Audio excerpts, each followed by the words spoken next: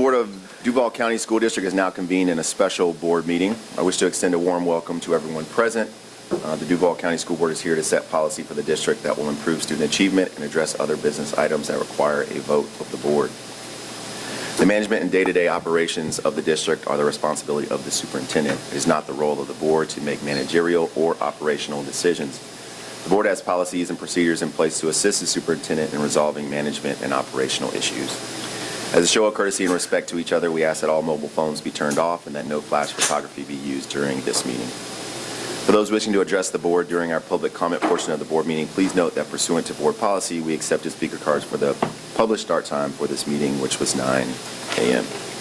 We have placed hand sanitizer and disinfectant wipes at the podium, and we ask that each speaker wipe down the podium before addressing the board. I want to thank you for taking your time to join us and for your interest in the operation of the Duval County School District. I'll move on to the approval of our agenda for today, May 23rd, 2024, that the Duval County School Board approved the May 23rd agenda as submitted on May 16th with the following changes. Selection of the candidate for superintendent of schools, item amended. New superintendent contract item added. Current superintendent contract item withdrawn. 1 mil referendum status update item withdrawn. I'll ask for a motion. So moved. Second. Moved by Vice Chair Joyce, second by Board Member Jones. Are there any comments? Seeing none, I'll call for your vote on the approval of the agenda for May 23rd, 2024.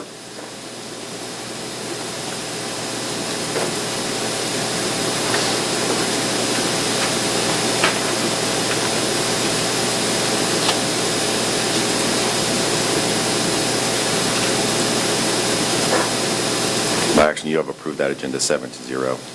So as we embark on the task of selecting our next superintendent, this school board stands at the threshold of a decision that will shape the very essence of Duval County Public Schools. The weight of our choice today is not merely administrative, it's a compass directing the course of over 120,000 future students and over 11,000 dedicated staff alike. Charged with the duty of representing the public, we recognize that our deliberations carry the profound responsibility of molding the educational landscape for generations to come. Our words and decisions must be an unwavering commitment to what serves in the best interest of our vibrant community.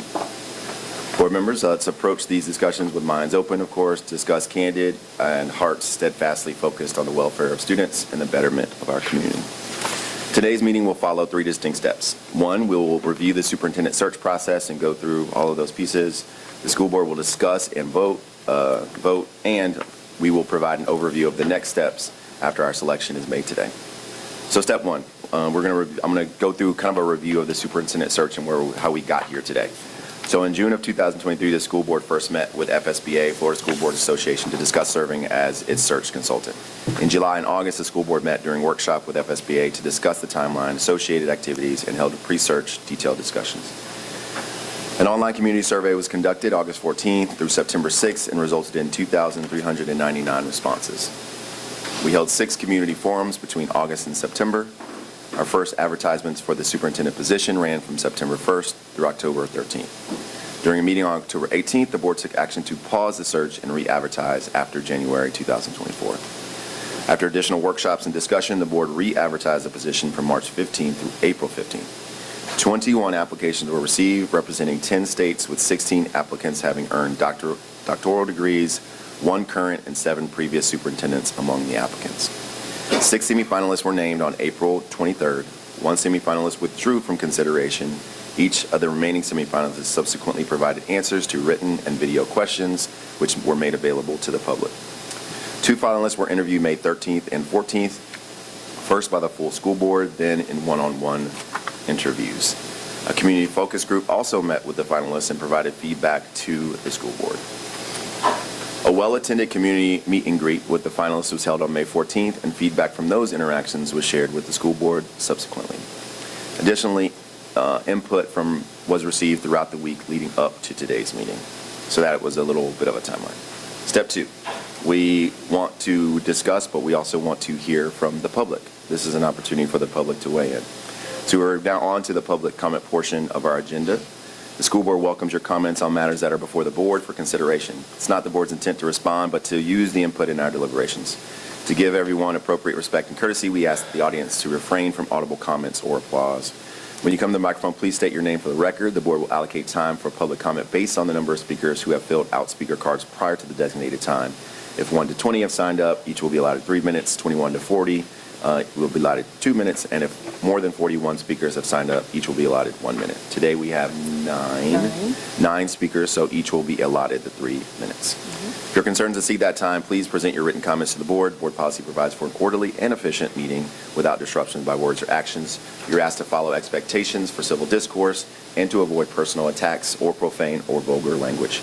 The chair, or in conjunction with the Office of General Counsel, reserves the right to conclude a speaker's privilege to address the school board if rules regarding civil discourse are violated. We have placed, once again, hand sanitizer and disinfectant wipes at the podium, and we ask that each speaker wipe down the podium before they address the board. Please remember that speaker cards were only accepted to the public until the published start time for this meeting. Once again, we want to thank you for taking your time to address the board. So I'll turn it over to Vice Chair Joyce, and we can start with our public comment. Very good. Good morning, everyone. Our first speaker this morning is going to be Jack Hung, and Mr. Hung will be followed by Michelle Madisu.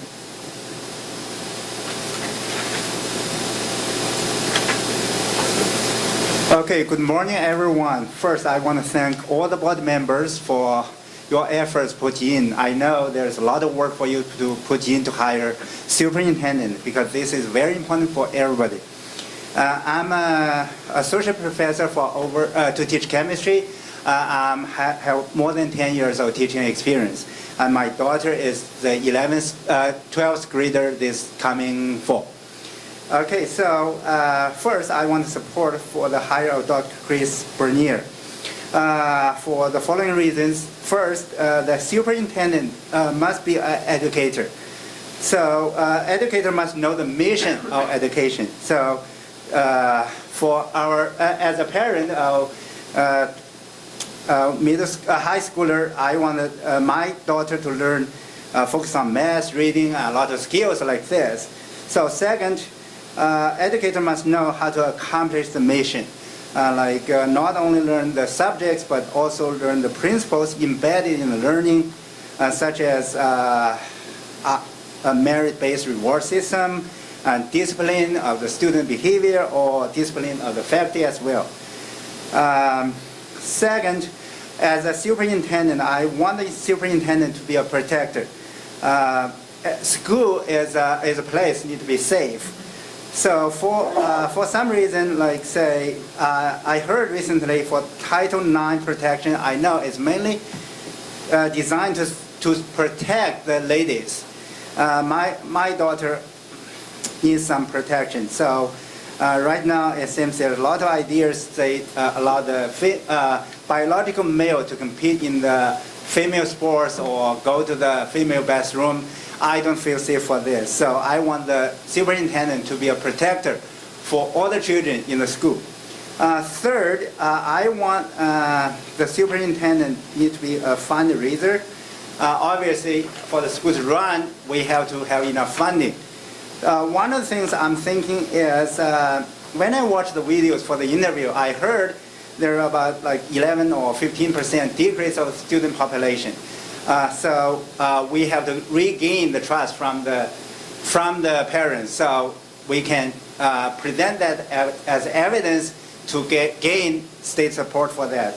The light one is the superintendent need to be a fighter, so to fight for the safety, for the education, for the goods for everybody who are involved in the at school, mainly for the kids, because they need our protection. Thank you for your time. Thank you very much.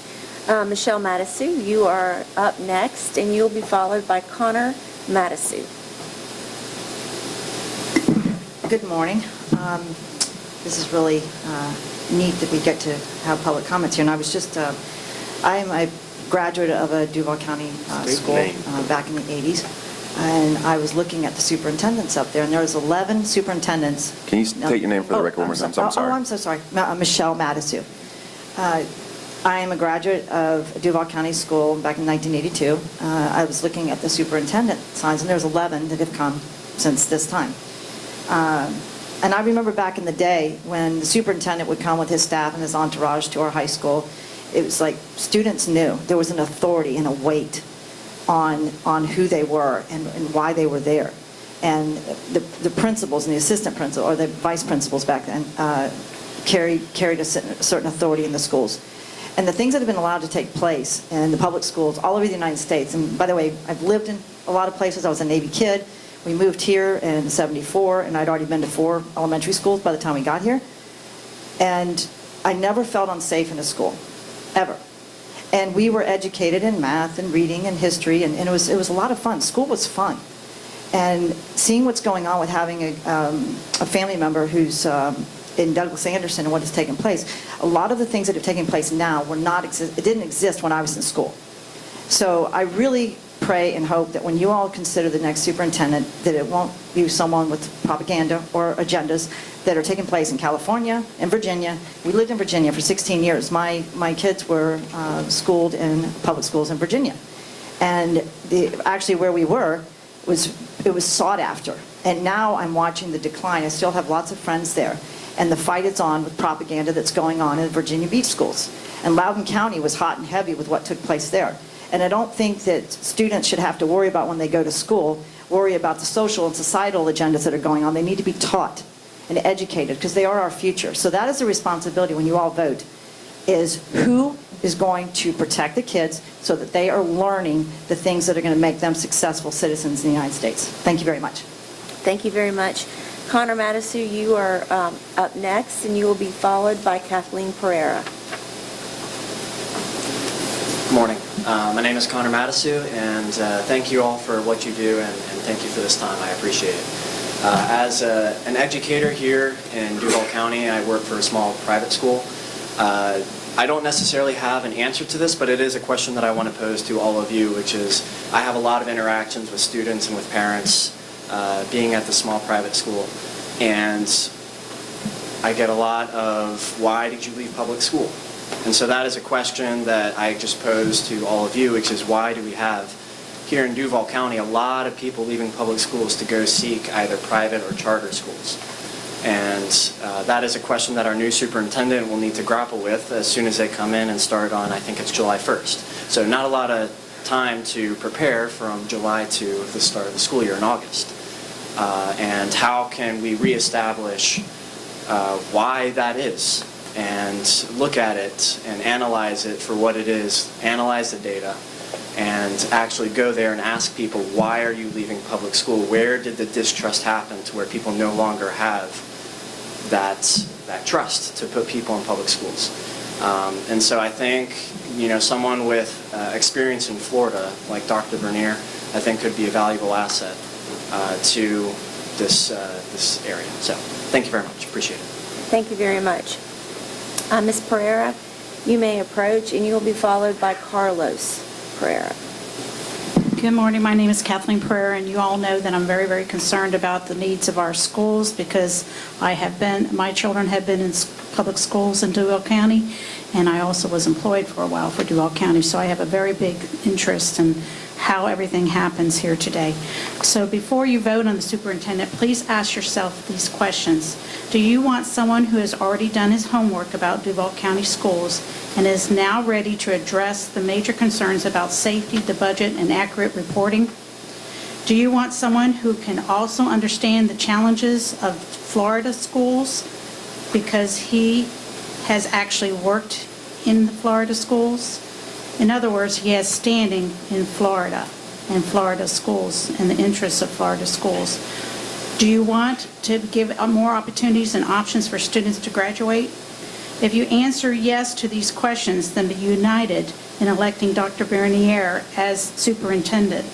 If you vote otherwise, you will get a superintendent who proudly aligns himself with a questionable ideology and based on his past uninformed answers is not prepared to take on this tremendous task that will directly affect our children. Thank you. Thank you very much. Next is Carlos Pereira, and he will be followed by Sherry Goddard. Good morning. My name is Carlos Pereira. The selection of the superintendent of schools for Duval County should be a no-brainer. You have 2 candidates left, and one of them, Daniel Smith, is running on or seeking the position on the basis that he is politically correct and also multiculturally correct. On the other hand, Dr. Bernier is a man who has a really impressive record of running schools, school systems.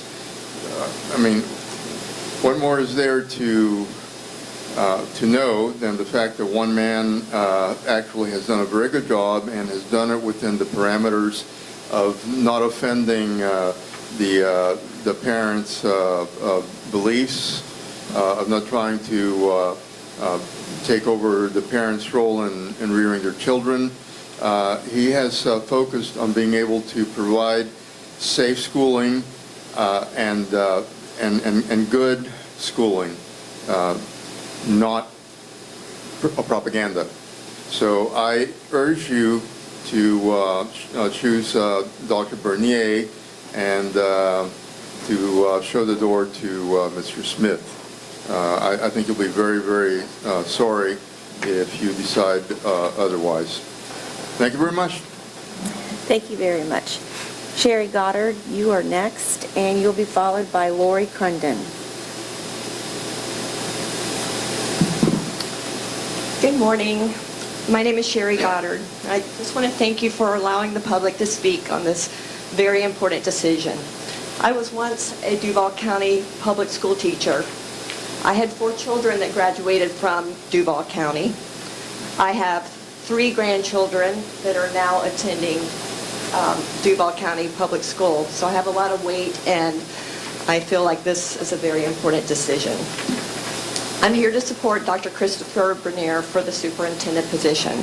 Dr. Bernier has an excellent resume, and comparing it to Dr. Smith's, it's apparent that he is more qualified to lead Duval County. One of his many goals is to keep schools safe and improve the quality of student achievement. His work in just about every position in the Florida school system gives him less of a learning curve and an advantage in addressing important issues quickly. Dr. Bernier plans to prioritize school safety, and I say bravo after the year we've had with safety and underreporting. He's done his homework by reading the grand jury report on school safety and is aware of the reporting issues with DCPS. He's had firsthand experience working with school police reporting in Clark County, Nevada. Schools have 2 critical jobs, and that is to teach children in a safe environment, and Dr. Bernier is passionate about this and was quoted as saying, "Children cannot learn without feeling safe." Dr. Bernier is personable and ready to learn from stakeholders about the changes that must be made within DCPS. A good leader listens and learns, and Dr. Bernier will be successful because of his desire to listen and learn. Duval County School needs a strong leader with extensive experience, and Dr. Bernier is the man for the job. Thank you. Thank you. Lori Crunden, you're next, and you'll be followed by James Crunden. Good morning. My name is Lori Crunden. And as you consider the qualifications and integrity of the 2 candidates, I would like to point out a few observations. During Daniel Smith's interview on May 13th at the meet and greet,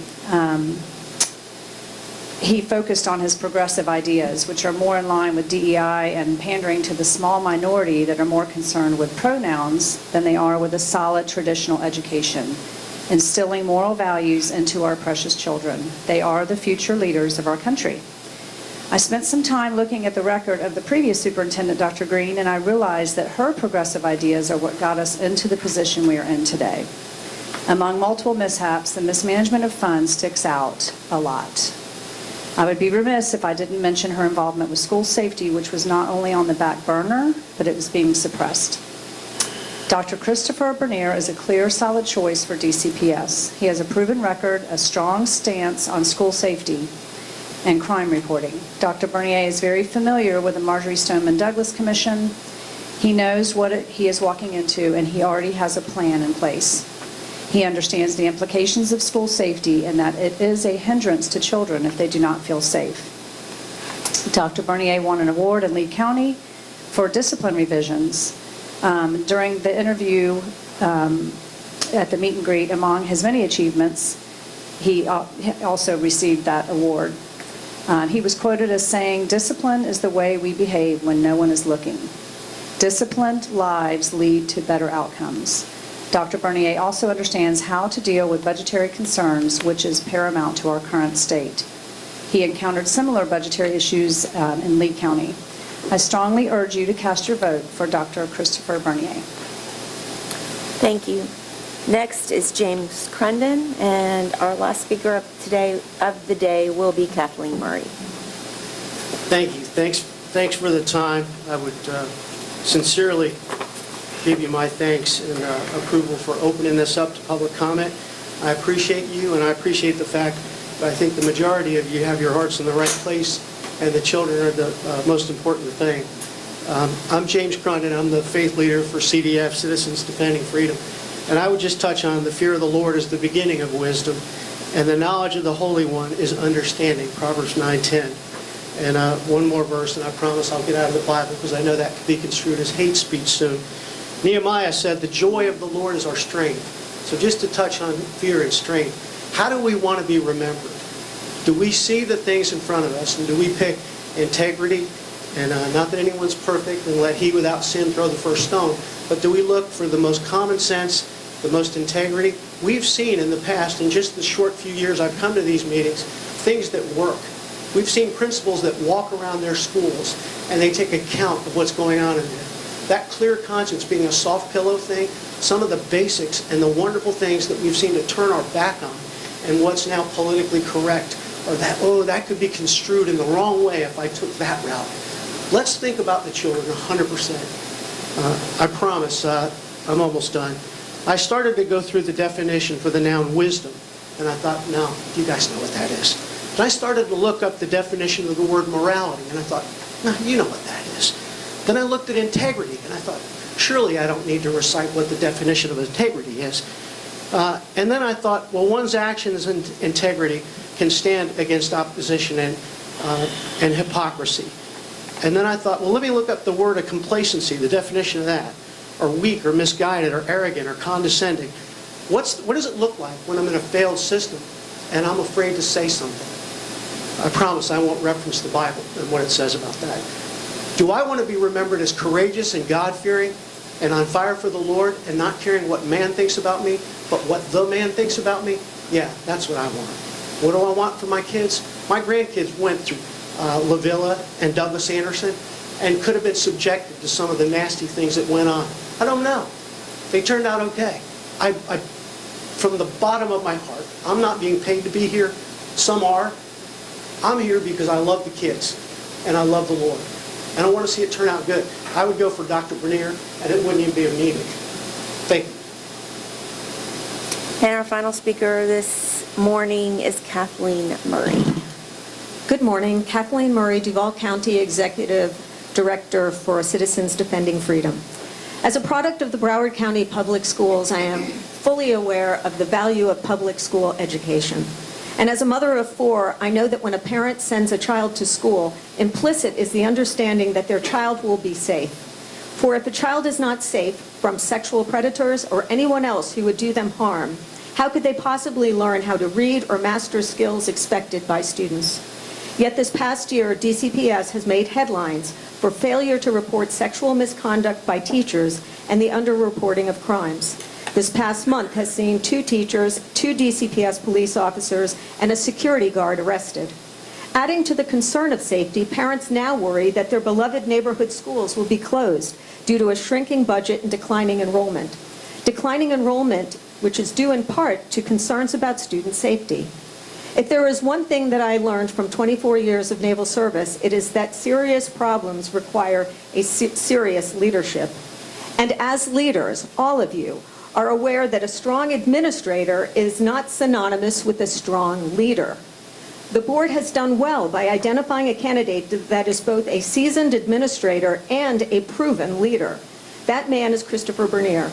He has served a large and diverse school districts both in and out of the state of Florida and knows full well the challenges we face in Duval. Finally, 2 months ago, I notified the superintendent and a board member of another serious safety issue, and I respectfully ask for a response to my calls and emails. This week, I sent emails to over 700 members of Duval CDF with the links from DCPS's website with information about the candidates, and I thank you for doing a great job of putting that information out. I did not tell them who to support. Rather, last night, I sent one final email asking them to join me in prayer for all of you to prayerfully discern the correct candidate for selection as Duval superintendent. This isn't about partisan politics. This isn't about agendas. This is about doing what is right for the children of Duval. And I trust that you will all take that as seriously as your constituents took it when they voted you all in office. Thank you again for doing a great job of putting Mr. Bernier as one of the finalists, and thank you again for putting such great information out for us to best evaluate the candidates. Thank you.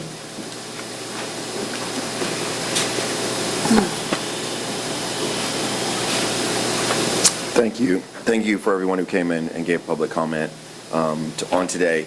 And of course, we have this opportunity today to of course, to hear public comment, but we've been receiving public comment throughout this whole process. So we appreciate everyone who sent emails, phone calls, in-person conversations, because it's all helpful to add to this decision that we as a board have to make up here today. So I just want to thank you for not just the public comment today, but all of the public who's weighed in on helping us make this decision on today.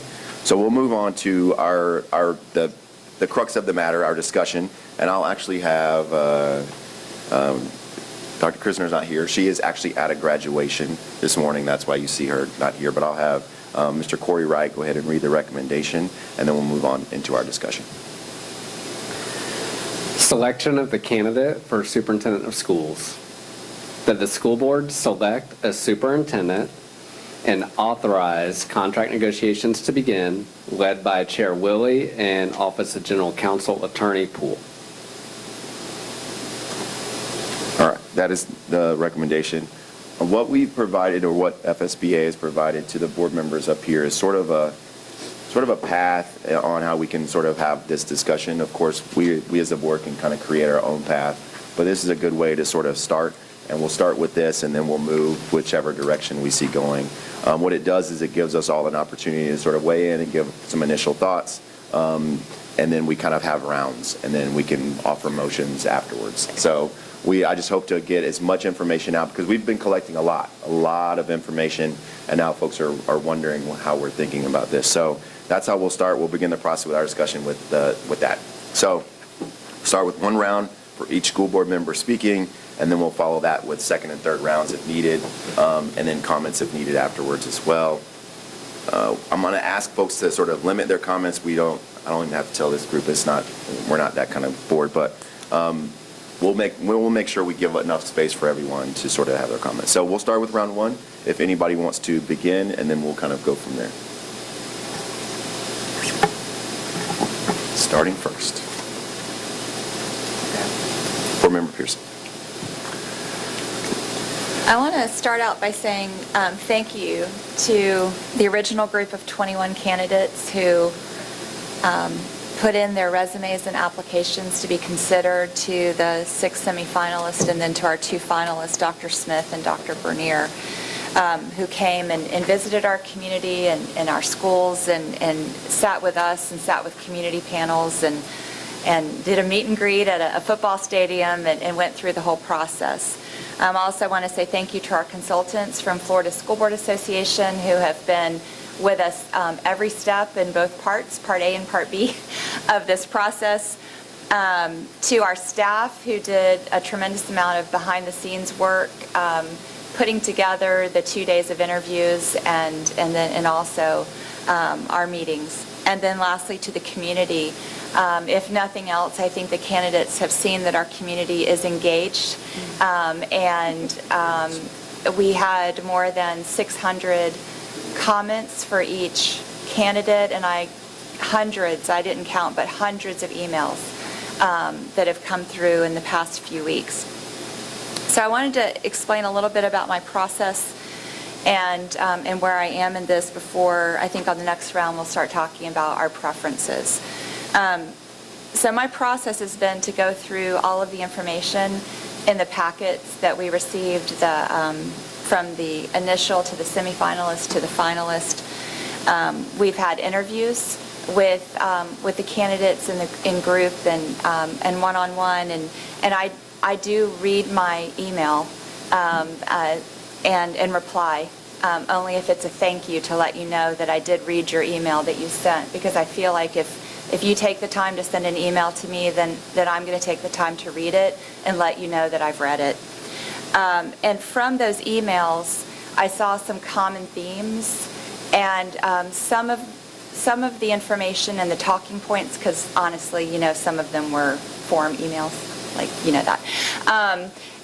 I saw some common themes and talking points that didn't line up with what I heard in the interviews that we had, the group interview and also the individual. So I followed up with both candidates just to verify that, to give them a chance to address what I think was some misinformation in the talking points that was circulating about both of them. And so I did have a follow-up phone call with both candidates over the past 2 days.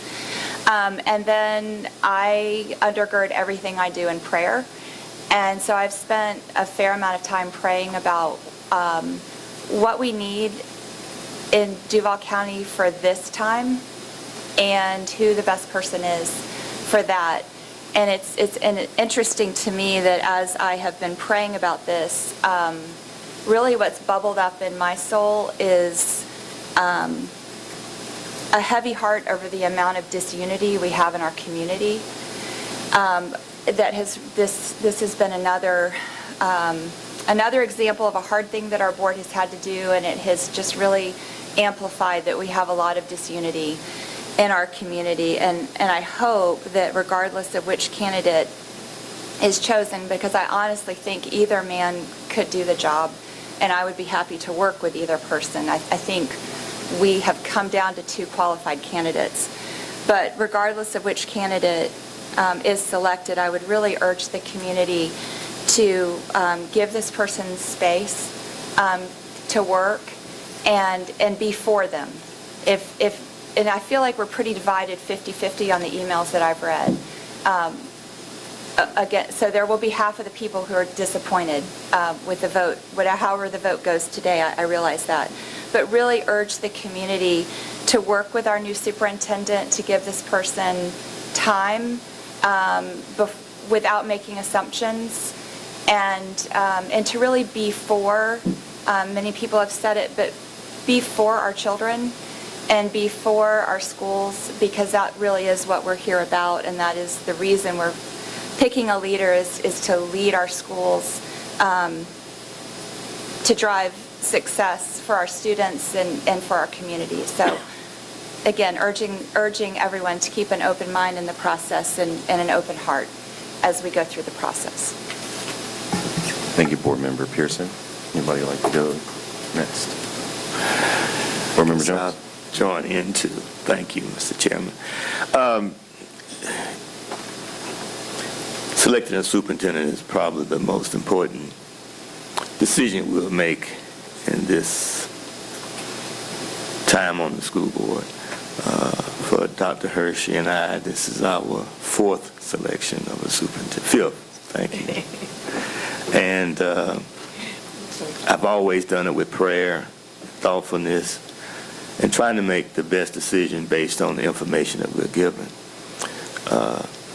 I'm grateful for the many citizens who took time to fill out the survey, for those who took time to come and meet with us, who participated in the meet and greet at the stadium, for FSBA, for their guidance and direction, and their professionalism and wisdom in this process, experience in this process, because we don't do this every day. The sad reality is that we are a divided community. The sad reality is that whoever we pick, on average, that superintendent will only be here for 4 or 5 years. The sad reality is that if it's a black female, they'll only be here for 3 years. Those are realities. That in large school districts, superintendents don't last that long. No matter how effective they are, there are so many minefields that they have to navigate through. And I just hope and pray that we can select the person that's best suited to lead this district into the next 4 or 5 years. I think we have 2 outstanding candidates. I think the process was open, transparent. I'm just thankful that we did pause the search, and we have narrowed it down to 2 candidates that I think will lead this district with transparency, with a focus on safety, with a focus on competing with those charter schools that are robbing students from the district.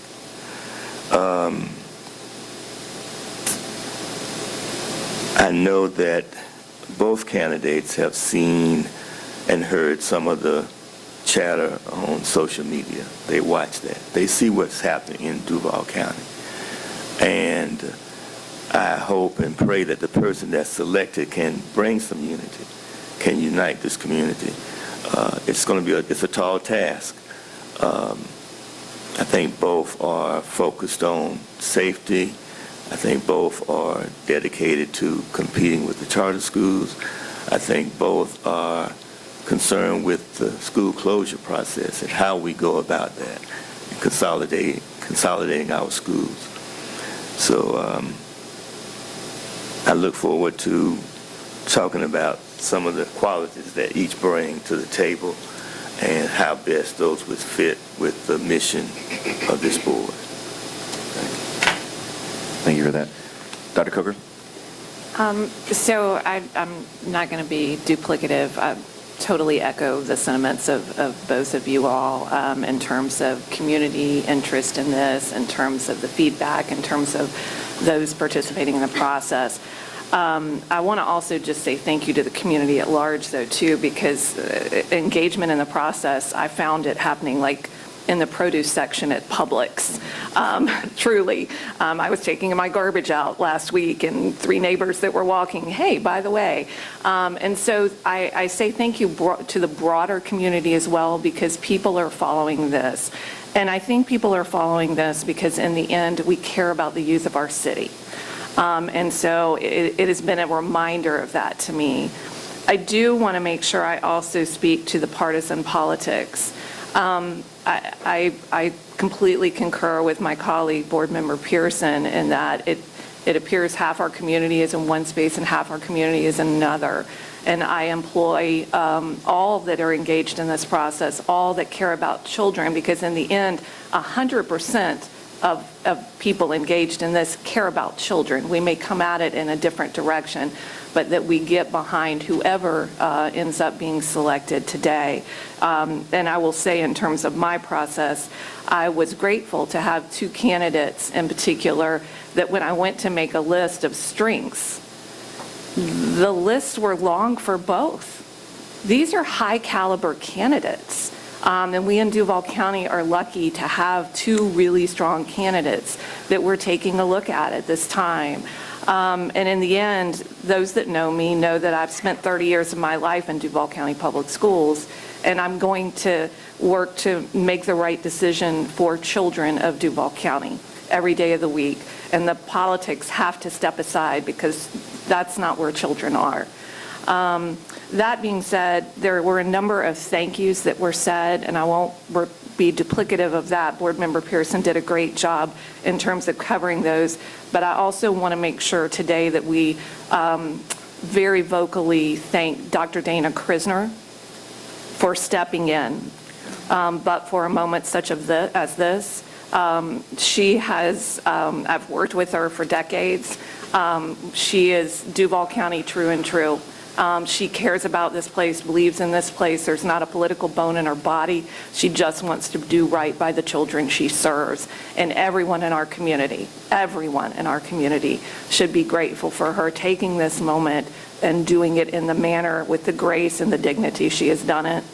I will also say, having been with the district, I have been at high-level leadership during these transition moments. It is not lost upon me how hard it is during these times for high-level district leadership.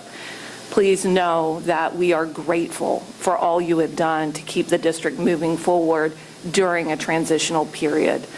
We are very fortunate to have incredibly high-caliber leaders in our district who make things happen every single day for our students.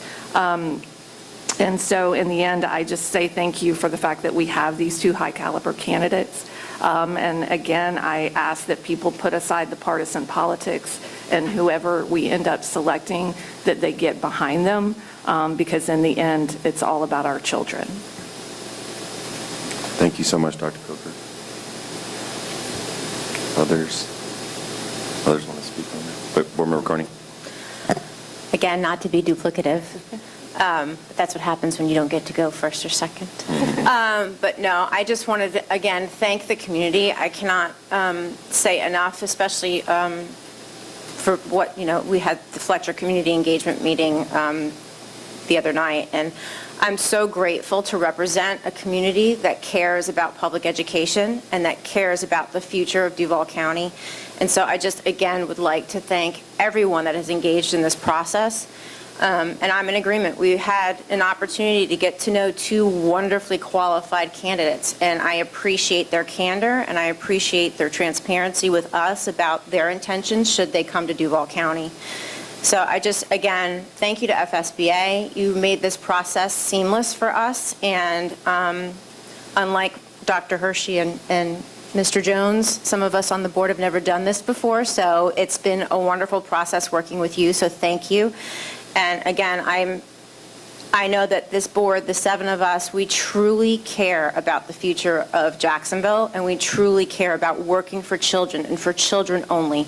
And so again, I will stress that this is not about partisan politics.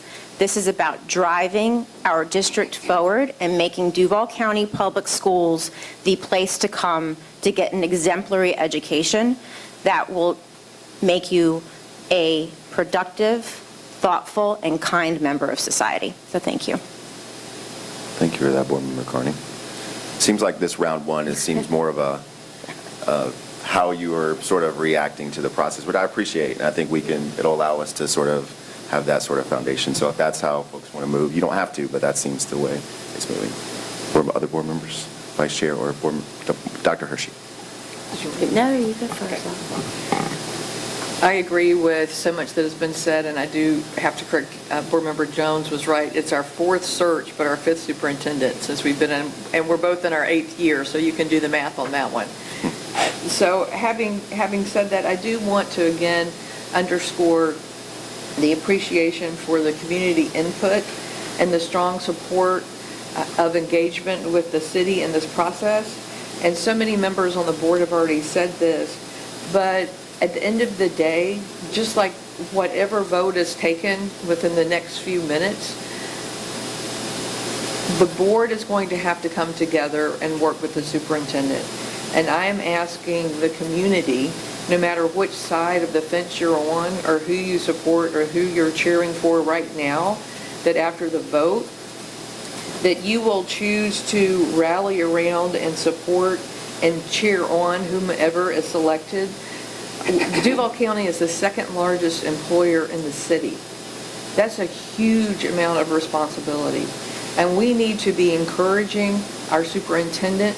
We need to be lifting the superintendent up in prayer, and we need to be working together to support, always give input, but that community support and working together and not being divided is very important. I'd also like to underscore that living in the wonderful Sunshine State, this process for superintendent selection is extremely difficult.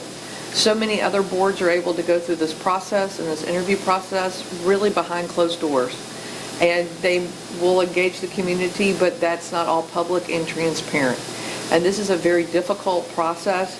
And again, just want to underscore, it's the fact that both of these men have stayed in the ring and continue to be interested is very important when I feel as a community we've kind of beat them up and bloodied them up before they've even started. Mm-hmm. And that's not just social media, that's our news outlets, it's across the board, it's conversations, and we really need to come together and identify strengths that will move this district forward.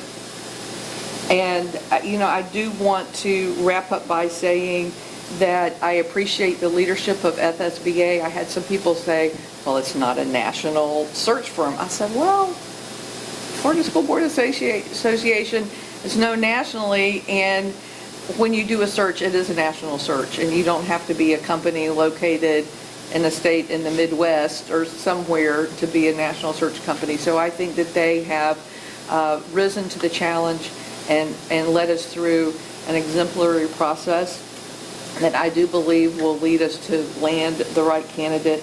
And the last thing I will say is that working with Dr. Krisner has been an absolute pleasure. And many of you know that it has been written, and the greatest of these is love. And I think that when you look at Dr. Krisner, she does so much work. She does it with love and she does it with joy, and that's evident. And I think that's why her stepping in and filling the role at this time has been so beneficial and healing for our community. Appreciate that. Vice Chair Joyce?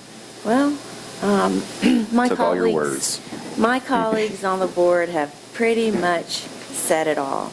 I echo everything that has been said up here in relation to the community input and all of the hard work from FSBA, Dr. Krisner, just leading us this last year. I think that one of the other pieces that I want to, or another person that I want to thank is Chair Willie for leading us through this process. You've done a fantastic job.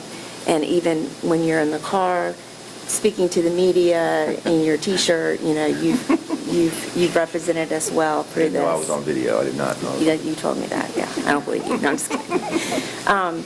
No, I do want to thank the candidates for applying. This process is brutal. It's a lot of work. It's a lot of time commitment. And, as board member Hershey said, you're going to be run through the ringer. It's just the nature of the beast, especially here in Florida. And so I do want to thank all of the applicants for putting your name in the hat and for going through the process. I think it's just very great that you did that. I'm going to just cut to the chase, though, and I'm going to just sort of dive into some of the things that kind of rose to the top for me. For each candidate? So, well, just to kind of get started, if that's okay? Or Well, you want to... Yeah, let me chime in, and then that'll end round one, Okay. and then we'll start round two. So, I appreciate all the sentiment here. Once again, thank you to the Florida School Board Association. Andrew and I have been working, of course, really closely since I'm the chair, but it's just been a process that's been very smooth and very open and transparent. And I really do want to appreciate the public, too. It has been great to sort of get a sense of where folks are and what they're thinking. Because at the end of the day, this superintendent is going to have to come into this landscape and appeal to every single person, whether they raised their hand for them or not. So when I thought about this process for me, the way that I entered it was I wanted to be able to leave interviews and leave this seat up here with the confidence that the person can do the job and make sure the questions that I had throughout the process were answered. So that's how I entered in. And I leaned on a lot of things. Of course, my own judgment, because I have a different vantage point. We have a very different vantage point than any other person that's giving us input, because we see it, we're in it. But also leaning on the focus group, leaning on the input that we got from the questions and answers, but also leaning on two other groups, elders and our youth. We have elders in this community who are involved in the focus group, I've been on the phone with, and youth too have been in the focus group, and I've been on the phone with, and there was even a youth group who did their own research and sent letters to us. So, and I just really appreciate having both those perspectives, because at the end of the day, those perspectives are going to be important for this person to come in. The other thing that I know about education and educators is there are always moments of grace. We know that as teachers, you hear about a student before they get in your class, but at the end of the day, you understand that you can't make all those assumptions. Yes, but when they get in your class, you have to make sure that you welcome and you give them everything that you have. And folks have already said it, we have to do that with this next person, whoever it is, because there's going to be one faction or one group is like, that wasn't the person who I wanted. Yes, but at the end of the day, what we ultimately want is our students to be successful. And if we do not support and put wind in the back of whoever this person is, that's not going to happen at the scale that we want. So that's how I went through the process, and it's been it's been a process, for sure. Because like many have said, these are two great candidates that will come in with very different styles and approaches, but could equally do the job. So now we have to decide as a group who's going to be the best for right now to lead us in our district. So I will now turn it back to Vice Chair, because I think you are ready to go. Since you went last this time, it's perfect that you go first. So now we're on to sort of a round two, and I think now we'll sort of dive into these discussions around specifics around what you saw, heard, and how you're sort of feeling. So Vice Chair? Okay. For me, when I approach the working through the strengths and the weaknesses of each candidate, for me, three things rose to the top as far as challenges and needs of our community at this point. And that is, operations with our master facility plan, contract management. We have an opportunity to save a lot of money there. Transportation issues that we had. Human resources, obviously, we've had some issues with reporting and, some areas that are challenging and concerning around that. And then, obviously, what is so important all the time is a student achievement. And when I looked at the opportunity to have a candidate or have a superintendent, I did look at the experience of that person. And so with Dr. Bernier, notably, he has served in a cabinet level leadership position for the last 13 and a half years. I also really wanted to look at where he served and what kind of students was he serving. And so I looked at Orange County. I think that's where he started. In Orange County on the cabinet level position. Orange County is the 9th largest district in the United States of America, serves over 200,000 students, has 25,000 employees, and the economically disadvantaged percent there is 65%. And then when I looked at Clark County, again, over 300,000 students, over 40,000 employees, and the economically disadvantaged students there were 59%. And in Lee County, the same thing, around 100,000, same as our district, 13,000 employees. But surprisingly, this was a number for me that was very surprising, the economically disadvantaged population there is 77%. And in Duval County, ours is right around 72%. And so I really felt that for me, I needed someone that could come in and actually understand that group of students, that population, and really has experience doing the work. Because at the end of the day, our goal as a board is for our district to be an A district. And you have to have experience in that kind of work.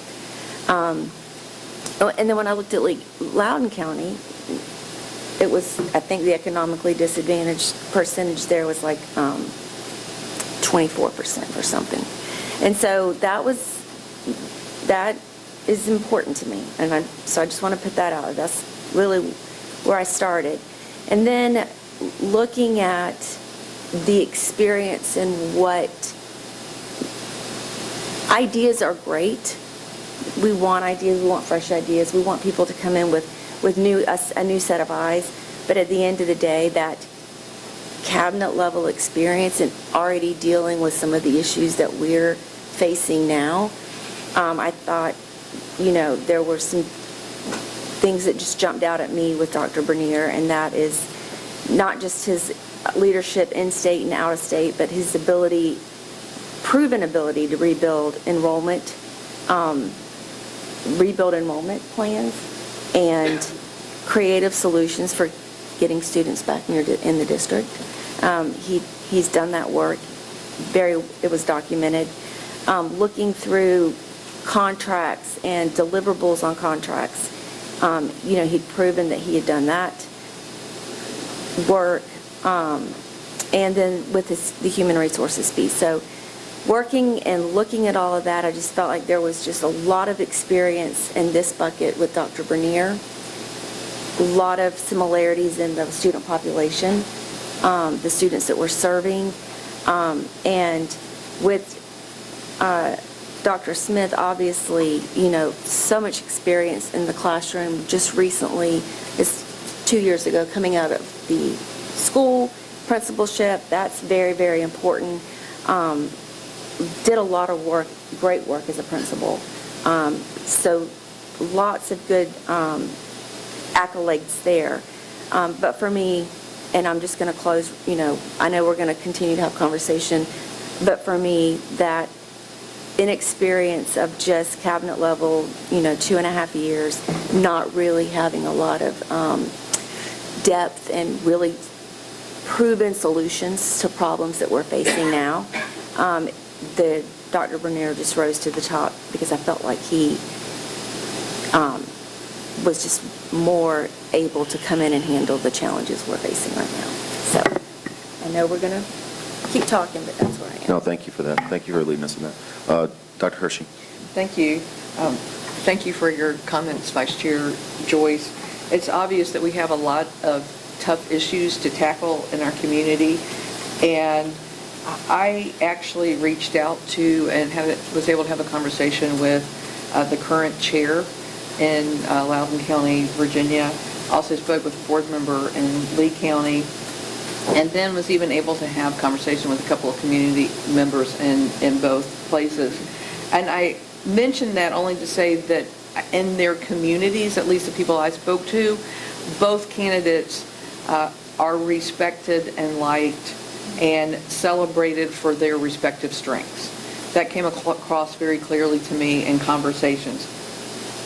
Nonetheless, I will say some of the things that impressed me with Dr. Bernier is his ability to literally rebuild a school district after a disaster. And what struck me in doing my research on him was that there had been a hurricane in Tallahassee earlier, and so he called Tallahassee and said what worked and what didn't work.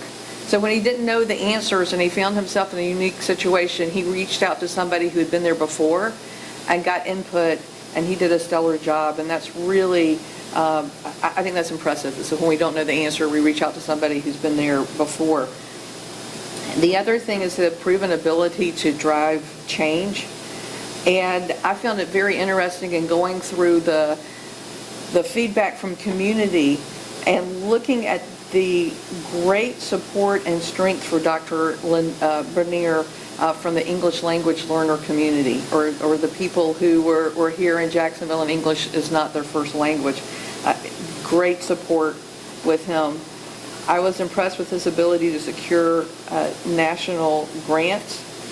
And the other thing, too, I just want to point out, again, we heard from Vice Chair Joyce about leadership in Orange County, and Dr. Barbara Jenkins is a superintendent that I am a huge fan of. She is a past superintendent for Orange County and has also led at the national level. And had she not retired and be enjoying her grandchild, she was one that would have really been a good candidate for Duval County as well. And looking at her strong recommendation gave me a lot of faith because I know Dr. Jenkins and so am so impressed with her work.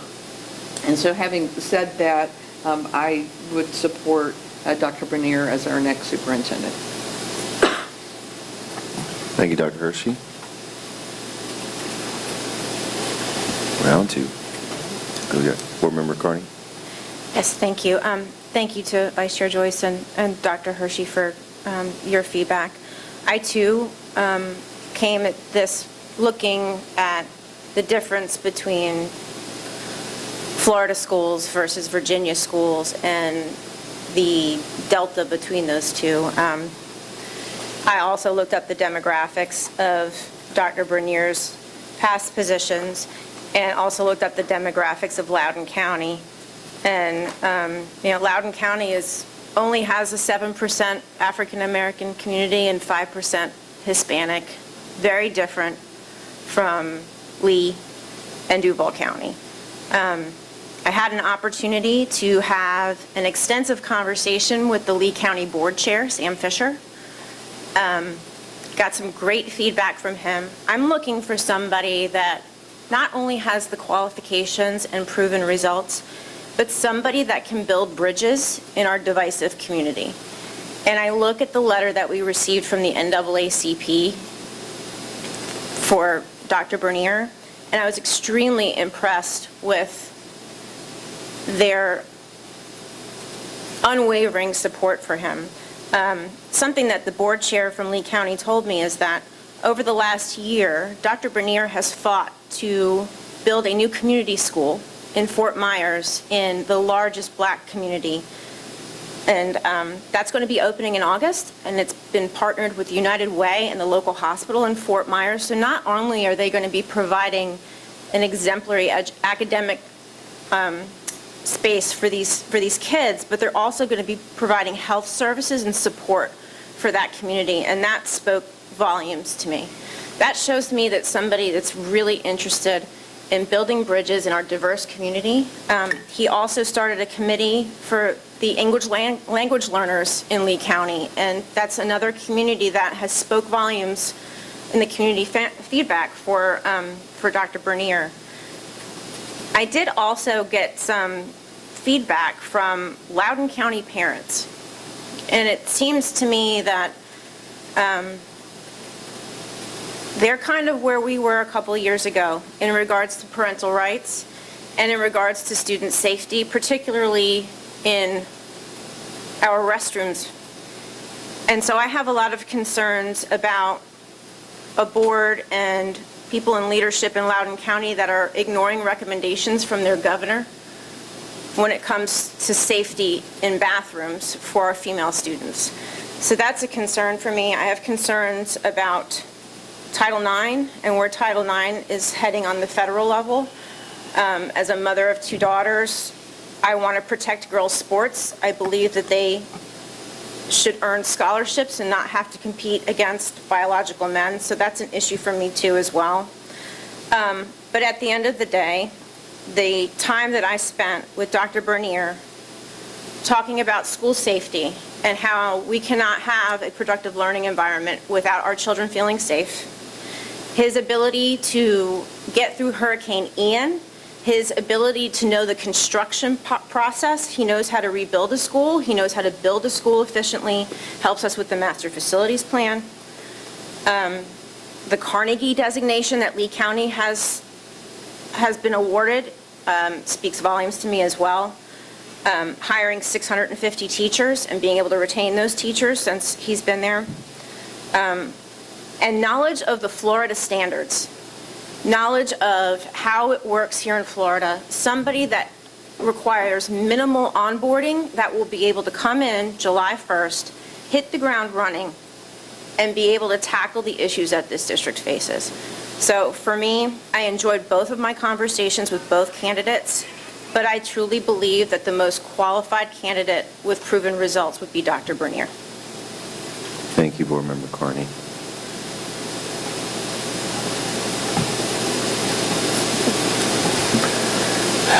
Anyone would like to dive in? Dr. Coker.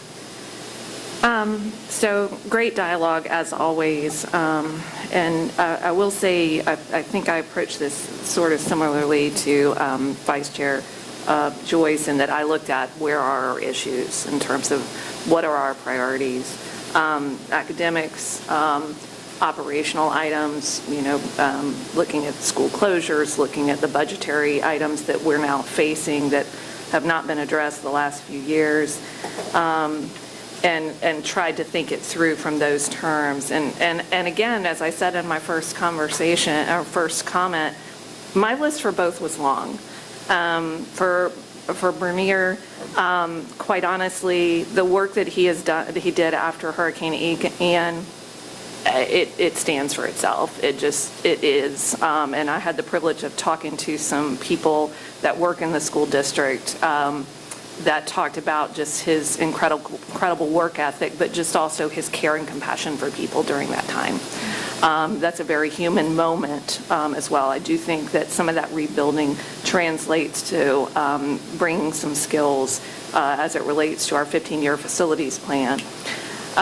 He was intriguing, and my one-on-one, I had some conversation about some of the rezoning pieces that he did in terms of trying to assist with rebuilding enrollments, but also saving on transportation costs. And we know our transportation costs, that we're providing more transportation than the state requires us and to provide, and we've got to look at that if we're going to get back to making sure we hold on to staff in the manner in which we need to.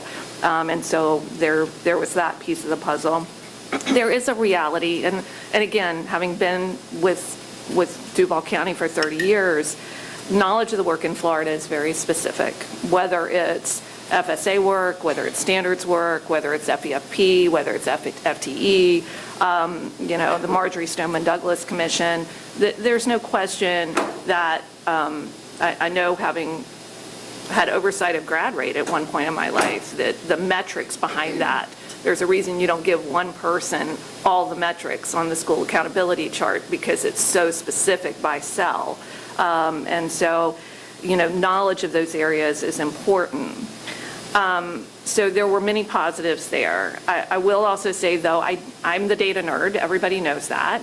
People are smiling at me right now because they know I'm the data nerd. And I went in and looked at the data.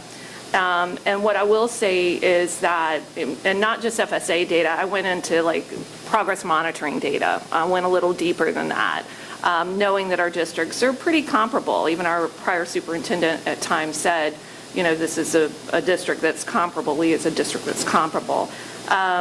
What I found was that they did outpace us a touch. That's there. I did see that. But I'm going to say they outpaced us some, no question. But is this board wanting someone that can somewhat outpace?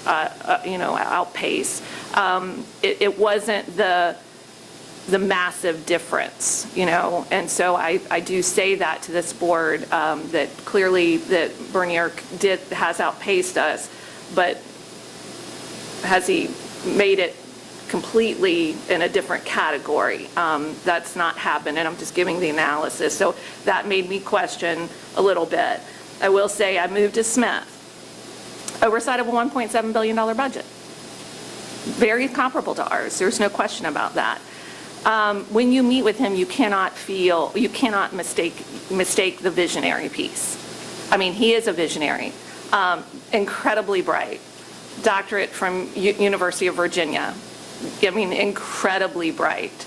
I will say I picked up on the notion of a collaborative leader, no question. I felt like he was going to meet with everyone and work with whomever came his way to do the work with children. My big concern with Smith is the Florida way of work is so very specific. And our district is in such a space right now. I would love for us to have the luxury of a visionary. I would love that. I just don't know that right now we have the luxury of the time it would take to build the visionary person in terms of learning the Florida way of work. And so at this moment, but I'm always listening to my colleagues. I want to make sure I say that. Dr. Bernier seems like the right candidate for right now, given the space the district's in. But I want to make sure I say very publicly that Dr. Smith is beyond impressive. And if he knew the Florida way of work, this could be a totally different conversation. And he's the type of leader we need in Florida, in my opinion. But again, just when you talk about FSA, FEFP, FTE, I'm going to use all the acronyms for a reason to make the point of it's very specific work in Florida. And we have to move the needle in Duval. We can't sit still. And not just the needle in academics. We have budget issues. We have school closure issues. We have an issue with the 15-year facility plan. Things have not been addressed. and they've got to be addressed. We can't kick the can on these things any longer. So that's where I am in this moment, but I know I have 3 more colleagues, so I'm listening intently. Board Member Jones. Thank you, Mr. Chairman. I enjoyed meeting and interviewing both candidates. I thought both were highly qualified and could do the job that we need done in Duval County. I felt that Dr. Smith had the unique advantage, and to Dr. Corker's point, a visionary. I think I see a brighter future for the district when I talk with him and hear him speak. I think he can move us academically better than Dr. Bernier. I think that he did a great job in rebuilding the confidence in that county after the issues they had in Loudoun County. I've talked to several people there who felt that he was a champion. He rebuilt the confidence that many people in that county had lost. I had concern with Dr. Bernier, and I told him that. I was concerned about his relationships with Tallahassee, and we talked candidly about that. And I was convinced, he brought in the letter from the NAACP. I said, I've already read your letter. You sent that, you emailed that to us. He certainly has a lot of work to do. He's worked well with NAACP in that county. The diversity is certainly, he's had experience both in Orange and Clark County with diversity, a very diverse community. The letter from Dr. Jenkins, I thought, was telling. She was a former superintendent of the state for the state of Florida. I thought that spoke volumes for what he can do in his experience.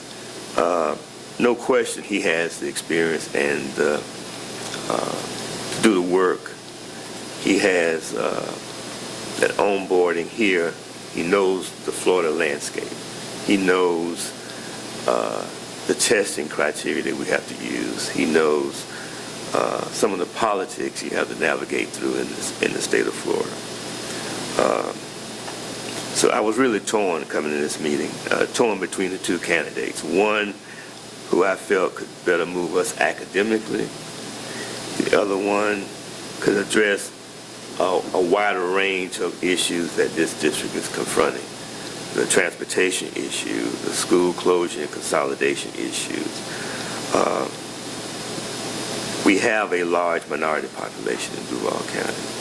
Who best can address the concerns of this total district? Every child is important. Every student, whether they're gay, straight, minority, Hispanic, doesn't matter. Every student is important in this county. And I believe both candidates can address those needs, but based on experience and the conversations I've had with people who know both candidates, I believe that Bernier would be the right person at this point in time for Duval County. Board Member Pearson. Yeah, we really did go in reverse order. I think we did. So I've already stated that I think that either candidate could lead DCPS, and in my interactions with them, I would be happy to work with either candidate, and the follow-up phone calls that I had reinforced that I would be happy to work with either candidate. So the overarching question is what is best for students, what's best for our staff, what's best for families, our community. And then the second question for me has been, who's the best fit for Duval right now, where we are? And when I think about what our 3 main issues are, I think about student achievement. We have some strategic plan metrics tied to that, one of them is moving up in the Big Seven. We are at the bottom of the Big Seven, moving up into the top of the Big Seven. Financial management, bringing our operational expenses in line with our revenue. And some of the other board members have talked about transportation and master facilities plan and some of the other components of that. And then the third is safety and discipline, and that's been mentioned as well. So as I looked at those three things and looked at the candidates and also looked at what I believe we are in a crossroads in Duval County right now, I've been weighing out immediate impact versus 3 to 5 years is kind of where I have been on this. And for the health of the district, where am I going to put the weight? Is it going to be on immediate impact, or is it going to be on 3 to 5 years? I've given an edge to experience within Florida, 2 Florida districts, and putting my weight on the immediate impact that I think Dr. Bernier can have as he comes into Duval County. Thank you. So I'll give my thoughts, but I can also read the room and count. So I honestly, this is, I really appreciate this discussion, and that's what's difficult about being a board member in Florida and Sunshine, because I'm like, I wonder how Dr. Hershey's thinking. I wonder what Board Member Jones is going to say when he gets up here. And I appreciate that we all come from very different sort of perspectives when we approach it. I love the data perspective. I love some community perspective, and it's all valuable. And I think that when I looked at this too, I mentioned before the confidence in the questions, and I came out of this with confidence for each of them, honestly. High level of confidence for each of them. Questions that they answered during my one-on-one time with them, as many folks have. But also I knew one of my questions was around, as you approach, because I knew how this was going, as you approach it, how do you pull the other group of folks who maybe didn't want to see you in the role or wanted someone else in? And I think that was where it started to sort of go for me. And I'll go through my list because everybody else kind of did as well. So when I think about, of course, Dr. Bernier, the Florida experience, the 13 plus years, being superintendent for a couple of years, that stood out right away on paper. I did appreciate the diverse support. Like folks mentioned the NAACP, you had Barbara Jenkins, but you also had Manny Diaz, which from where I sit, that leans a different way. But I think that diversity of support is something to really take note of. Also, an executor, an operational, you had to look at that. When he had his examples, he was talking about how he executed an operational side of it. And those were key pieces. Flip over to Dr. Smith. You instantly, he spoke to and he showed his ability to collaborate. He talked about the different groups that he set up. He is an intellectual leader, and he has that expertise in that, also in instruction. Also his perspective. You think about where we are right now in Florida. Who do we need to come in? What does Duval County need? And I thought it could be a really fresh perspective. And he wore his heart on his sleeve. You could see that too. When he answered questions, when he was in the meet and greet, you could see that. And I think that was very apparent to me. So as I thought about this, I was like, they were close. Because here's what I also realized, like, though I have a certain group of folks that communicate to me, I also have facts and truth. And I think some of the things that were listed around, hey, this person is this and that, and it's like, well, I did my research like other people did. I called board members called me from the other areas to get real life information about is this how he shows up in your county or district? And much of what folks were debating about online wasn't even debatable. So then it really came down to these facts that we have right here. And for me, I'm leaning Smith. But I also see this board that's up here, and I also want to make sure the community sees us as unified as we do this. Because they're so close where I'm like, you know what? If we come together as a board and say, hey, we're going to do this together, we're going to push this person forward, it sends a signal. And we need a signal right now to sort of make sure we're on that same page. So it's where I am. I see where we are, and that's sort of where I am in this situation. So I appreciate this board. So that is now the end of round 2. So we're now on to whatever. We don't probably need a round 3. I see where we are, unless folks want to add other comments. Board Member Kearney. I'd like to make a motion. Second. Oh, well. I just figured what it was. Would you like to know what it is, Dr. Hershey? Make the motion. Finish your motion. And thank you to FSBA because I'm going to read this from the script. I would like to make a motion that the school board offer the position of superintendent to Dr. Christopher Bernier and authorize contract negotiations to begin, led by Chair Willie and Attorney Poole. It's been seconded. It's been motioned by Board Member Carney, second by Dr. Hershey. Is there any discussion, final discussion here? We had a number of rounds. All right. I'll go ahead and call for your vote. Do we have it on in there? I think they're getting it set up for us. You do, okay. I'm just going to Dr. get quick. Are we going to have a moment to give a few parameters on the contract? Yes, that's the. I mean, I know it's listed there, making sure we're getting there. Okay. Also, so the public doesn't tune out if they're interested in the contract piece. For sure. So after this vote, we will go into conversation on the contract.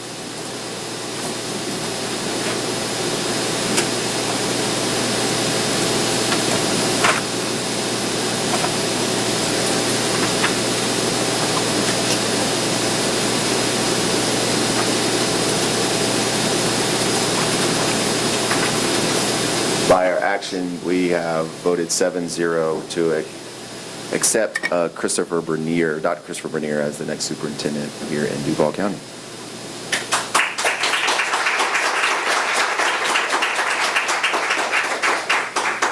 So congratulations, Dr. Bernier. We look forward to working with you. We're now on to step 3, which is the selected superintendent will need to satisfactorily complete all pre-employment processes and set forth DCPS and Florida statutes. Contract negotiations will begin. It is within the contract that a transition plan, starting date, and compensation package will be agreed upon. I want to give some time, couple more thoughts. Once a contract has been tentatively agreed upon, it will come before the school board for official and final approval, and transition plans will be made for transitioning with Dr. Krisnar, and assuming the responsibilities of the superintendent. I do want to get Ray Poole to chime in a little bit here, kind of as our counsel to make sure we're in the right posture as we move forward with any of these discussions. Thank you, Chair Willie. And to the board, I sought the advice, the collective wisdom of our friends from the School Board Association, because despite my 30-plus years of practice, I've only negotiated a contract with one superintendent one time.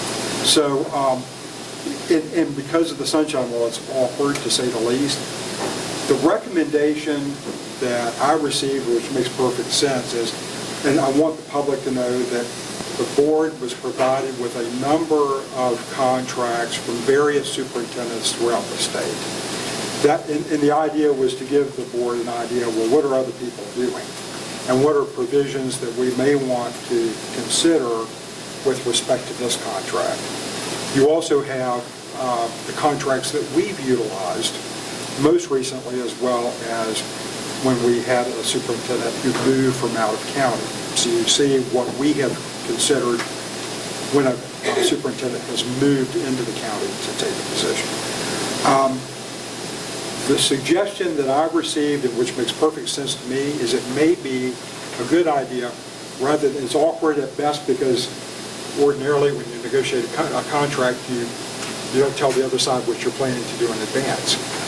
But the idea being, perhaps I could speak with each of you individually to get some feedback on some things that you would like have rolled in to the contract, and then we can work together that way, coordinate.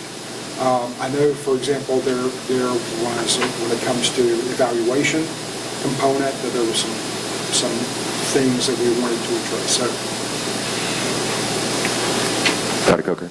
I just want to go on record as making sure I state that the contract that we've used for the past superintendents is a boilerplate, whatever. We have got to move away from it. We cannot afford that type of contract anymore. The type of severance pay we've paid in the past, we cannot afford. And I also want to make sure that I go on record as stating that it needs to be performance-based and tied to our strategic plan goals, which include reading movement, school grades, increasing soft skills readiness and CTE program effectiveness. These are all priorities of this board, and I want to make sure that we tie outcomes of those items into the contract as well. And what I would suggest is you and I get together. I know that that is something that you've worked on in the past. And I guess to sort of illustrate my point, my wife went down to Tampa with my daughter yesterday to get her a car. And so, just things like a dollar amount, what's the range we're looking at, that kind of thing. I think it would be useful maybe to have individual conversations rather than play poker with the cards facing the wrong way, and so to handle it that way. So that would be my, and the other issue we will need to address is, and this will be something that will come up in the June meeting, is do you want to discuss the possibility of him coming early basically on a consulting basis, which I believe he did in Lee County, based on what I've seen. And what would that look like? I appreciate that. Any other? Oh, is that a hand? Well, I just wanted to say I appreciate your following up on that. I know that came up in the last meeting as it relates to some HR transactional pieces, and certainly getting his input through using him. If we're going to have a performance-based contract, then we need to make sure that the team makes sense and all that good stuff. So I appreciate you trying to figure out a way to make that happen. I second that. Mr. Poole, is there a deadline to which we need to come to negotiations before we have a consultant? If he wants to come in as a consultant, that solid date and July 1st, is there a window in which we need to make a decision on? Well, I think through the chair to Board Member Carney, I think we need to have that, a bow tied on that, the June board meeting. Okay. So it's, I'm going to have to move with great haste. Okay. But I don't anticipate, I don't think that that's going to be a big problem. But that would be, what it also means is I will be reaching out to all of y'all probably starting this afternoon to begin these discussions. Okay, thank you. Dr. Hershey? I was just going to say along those same lines, and to follow up with Dr. Coker, she mentioned personnel, but I also think as we were having these community conversations, presence, if nothing else, in the audience to hear feedback and to be a part of the way those community meetings are run, because that's going to be a passing of the baton, would be beneficial not only for the board and the community, but for the incoming superintendent to have been a part on some level, if nothing more than listening, to help with that conversation as well as we move forward with the conversations. That's another reason for the MOU or That's fair. contract. And I think it's all about, and I think that's why you're in this phase, to ask their willingness, what's their situation, to be able to do some of those things, and that's why we have the conversation. But I think having all those things laid out is going to be important. Any other thoughts on the contract piece? All right. In my script, or as we flow, there's a recess portion to be able to call and congratulate the new superintendent. So that is the point we're at now. We'd recess and call them and then reconvene the meeting. So I'm looking to, we're going to do a quick 5-minute recess where we'll have that call, and then will we be able to put them on, you think? Okay. We'll be able to have them say hello or something. All right, so we'll do a quick recess, and then we'll convene back. And then after that, really quick to give you the rest of the order, we don't have any other items. We'll adjourn, but then I know their press here will go ahead and do another quick recess to let folks set up, and we'll do a quick sort of presser to allow the media and the community to hear from board members about the selection. So quick 5-minute recess. Thank you.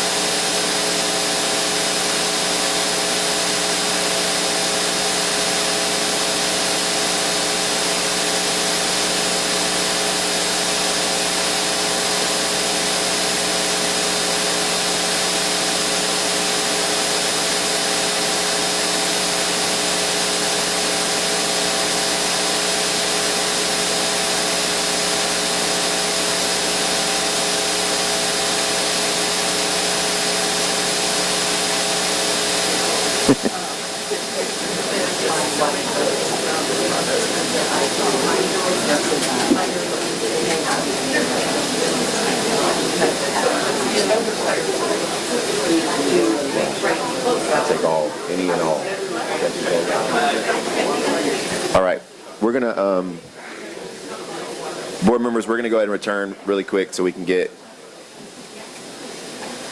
we have Dr. Bernier on the phone, and then we'll adjourn the meeting, and then we'll allow some time to set up, and then we'll do a quick presser.